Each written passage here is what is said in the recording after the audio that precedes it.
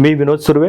Real इस्टेटची journey माझी चालू झाली त्याच्या अगोदर मी बँकिंग सेक्टरमध्ये जॉबला होतो. एका मित्राचं वडिलांचं डेथ झाली आणि त्यांची जी प्रॉपर्टी होती, फायनान्सचे इश्यूज होते, त्याची प्रॉपर्टी नेरूळ साईडला होती, म्हणून मुंबईमधून नवी मुंबईमध्ये त्या टायमाला मला यायला मिळालं. जे ब्रोकरला 2% द्यायचे ते आमच्या सॅलरीपेक्षाही मोठे होते. सो एका डीलमध्ये आम्हाला अप्रॉक्सिमेटली एक चांगली अमाऊंट आली. तेव्हा आम्ही ठरवलं की नाही, आपणही शिफ्ट होऊया. ब्रांचेस आम्ही ओपन केल्या ऑल ओव्हर नवी मुंबईमध्ये. बेस्ट डील या नावाने आम्ही चालू केलेलं स्टार्टिंगला. नंतर treasure homes private limited company चालू केली. हॅपीनेस फर्स्ट हा जसा टुडेचा गोल आहे, तसंच आमचाही फोकस तोच होता की प्रत्येकाच्या लाईफमध्ये ती हॅपीनेस आपल्या थ्रू यावी. चांगलंही चालत होतं. बरेच प्रोजेक्ट्स आम्ही क्लिअर केले, पण त्याचमध्ये Navi Mumbai influence notified area हा आल्यामुळे बरेच प्रोजेक्ट्स ठप्प झाले, परमिशन्स बंद आल्या, आम्हाला डिफिकल्टी झाली.